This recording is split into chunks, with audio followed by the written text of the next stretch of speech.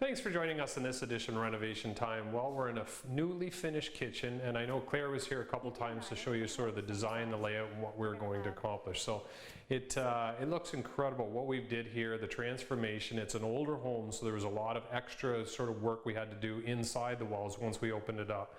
But if you can remember, there was basically a heat vent that went right through the middle of this area here up to that beam. It was a bit complex to relocate that, but what we ended up doing is we had Jake come in, and Jake relocated it into our wall here, so it allowed the kitchen to be a lot more open, and then allowed Claire to actually work with her design to make sure the kitchen is exactly what the client was looking for. So we relocated all the ducting into this wall.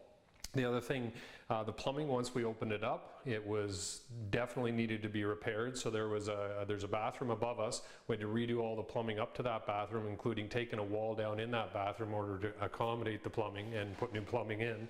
But that's something you can't, once you're in there, you have to do it. You can't leave it. In these older homes, you know, they're not up to code. So a lot of times you get in here and say, okay, we've got to revamp that. So there are little contingencies you want to make sure you try to account for when you're doing a renovation like this. But it's a very bright, very country-ish kitchen, laminate countertops, white shaker doors, which are great, and the storage in here, actually just opened up a couple of the cabinets, and there's some that are still empty. So compared to what they have now, there's probably double the storage in here, so they definitely accomplished that with the design. So when we come back, I'm going to take you through, show you some of the cabinets inside the cabinets. We'll talk about the countertop and the flooring.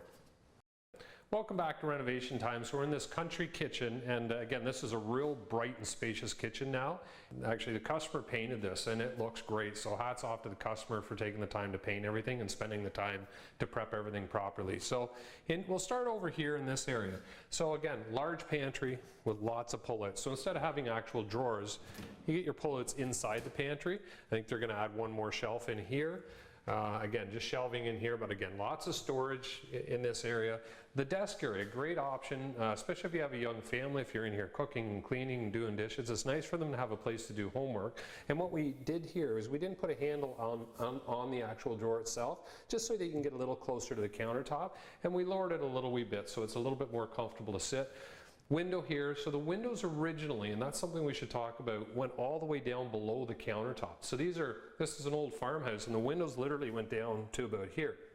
So we had Jamie from FCI come in, he looked at the windows, and he built us, because we didn't want to get into reclaiming and re-bricking the outside of the building. So what we ended up doing is doing a false panel below the actual window, so now you couldn't tell that there was a window below this.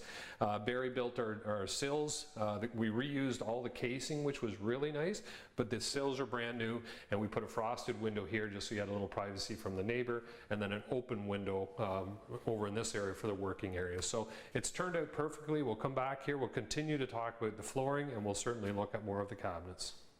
Renovation Time is brought to you by Andon Kitchen and Bath Center. Come talk to the people who know kitchens and bathrooms. Andon Kitchen and Bath Center.